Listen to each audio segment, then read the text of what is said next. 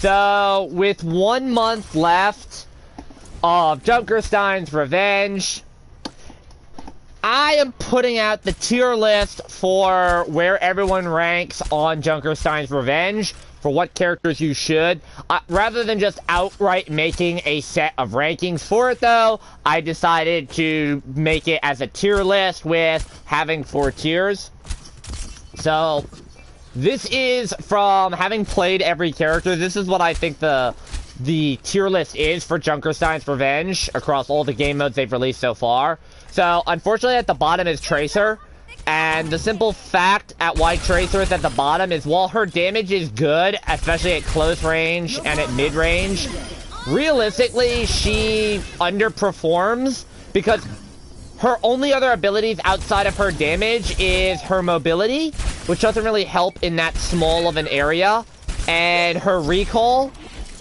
Her ult is very good as a boss killer for some of the bosses, but she just doesn't have the stamina necessary to keep up in Junkerstein's Revenge.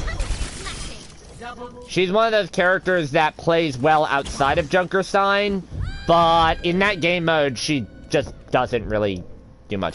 And the other character that is in the D tier is Brig. Now, Brig has potential to be higher than this, but realistically, her biggest downside is she is a melee range character. And she takes a lot of hits to bring down individual zombies in Junkerstein. Like, it takes 4 hits to kill a single basic Junkerstein robot. That's not a very strong showing. Now, while she does have the capability to provide ranged healing to her team, most of her healing done is through her close range Inspire. And because the Riptires are crowd control immune, that means that both your whip shot and stun are not effective against them.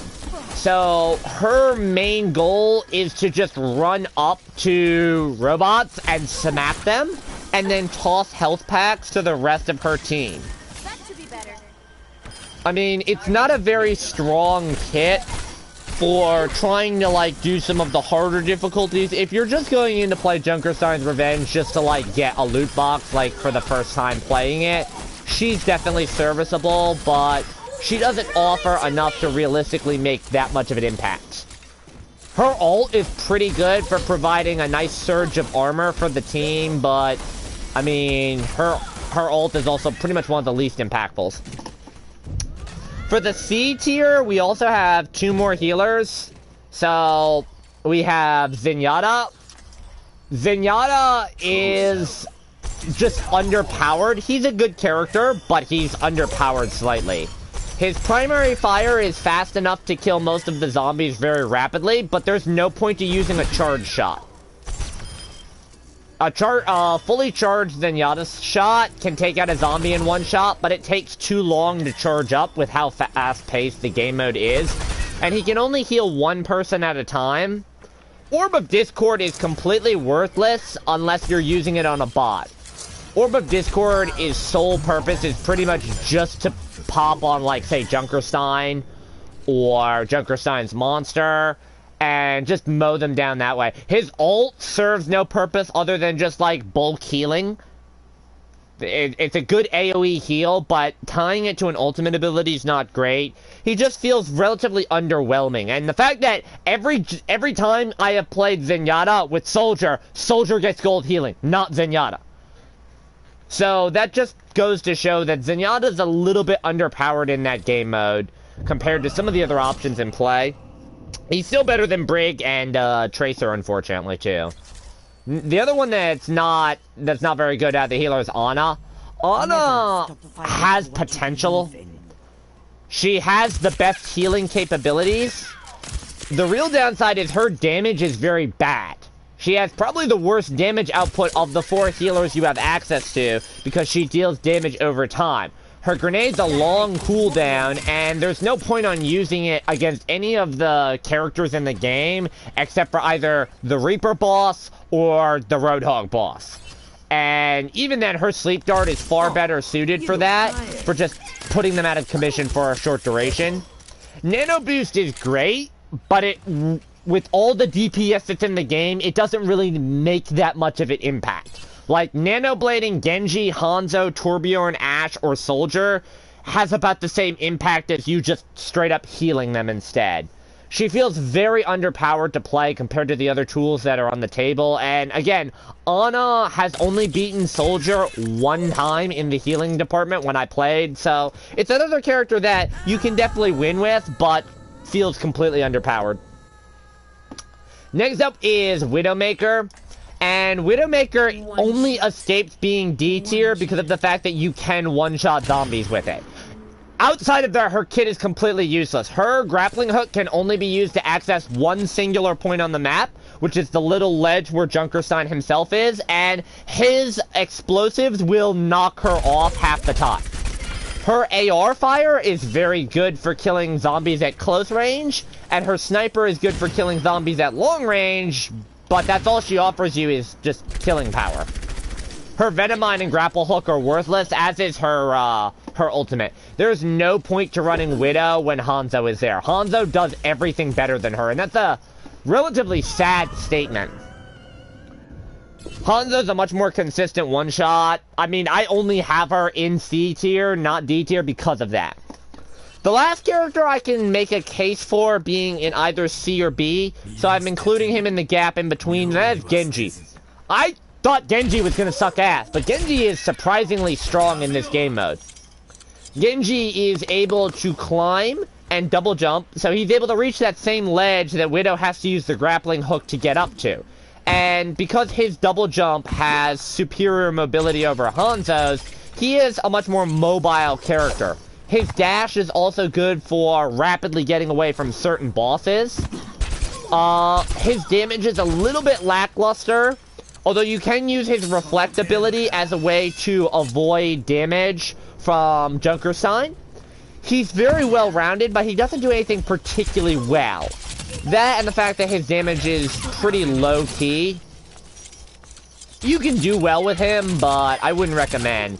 His Nano Blade is also good for clearing out bosses as well, so I think he does have a lot of potential if you're trying to play kind of a more mobile character than the standard top tier.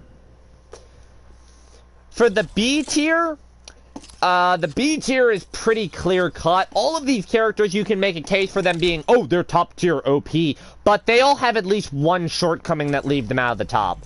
So first up, we have McCree. McCree is very good because he has 2 to 3 shot potential on all of the zombies in the game. The only real drawback to McCree is the simple fact of how much you have to reload on him, given that he is a 6-shot character.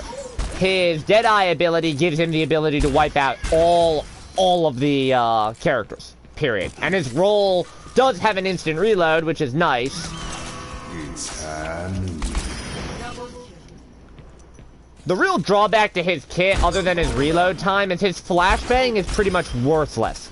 And while that's a normal staple of McCree's kit in regular play, in this, it is practically worthless than Junkerstein's. There's no point to using his flashbang. It doesn't realistically work against anything. Other than that, he's an incredibly solid range damage character with no real massive drawbacks. In a similar vein is going to be Ashe. Ashe is a solid B tier. Her strength is her damage output.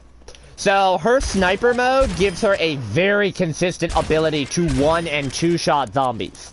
And unlike characters like Widowmaker, she's able to do this very reliably because she has a much larger ammo clip. Her solid hip fire is another strong reason, and her dynamite is very good for clearing out groups. Not to mention her coach gun lets her get out of trouble. The only singular drawback to Ashe why she's not an A tier is her fucking reload. I'm not kidding. If you expend all 12 shots and have to manually reload, you are missing so much downtime in this game mode. Bob is very good for just popping on a boss or popping on a doorway to hold it.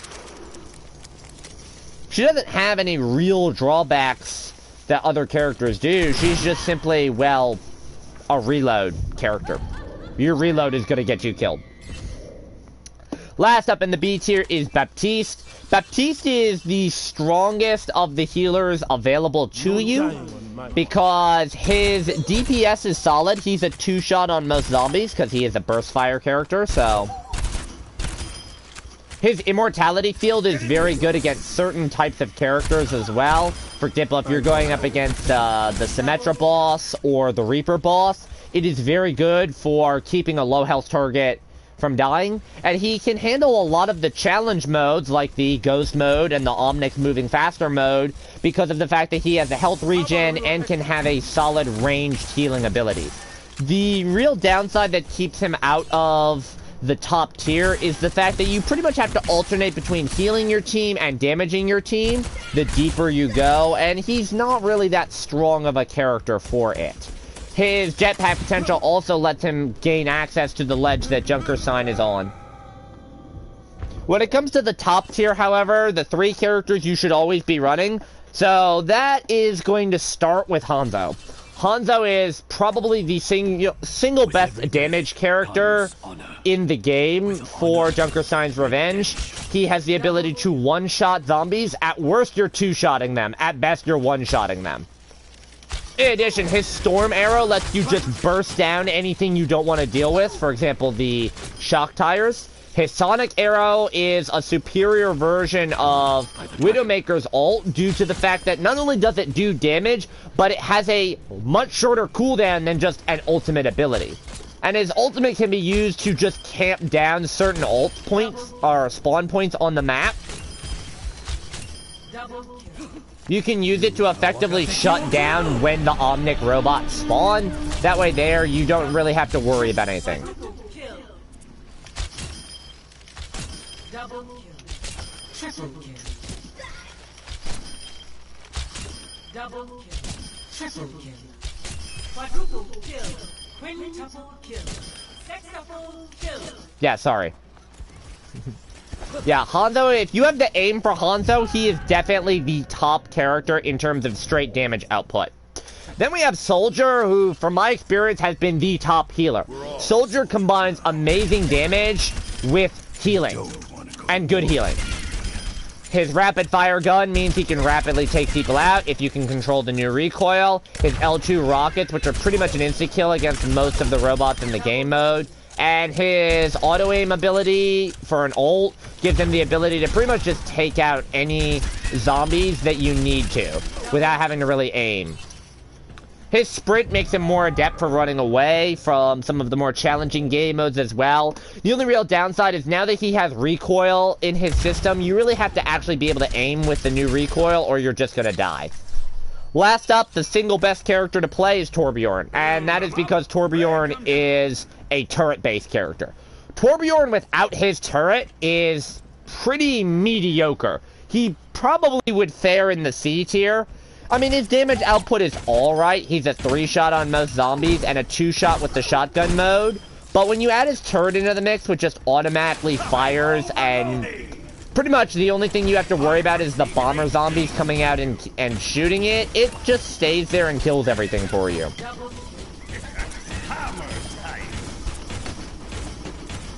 Yeah. So that would be your tier list for what you should be running for Junkerstein's Revenge with all the available characters. I definitely think Soldier, Torbjorn, and Hanzo is your best 1, 2, 3.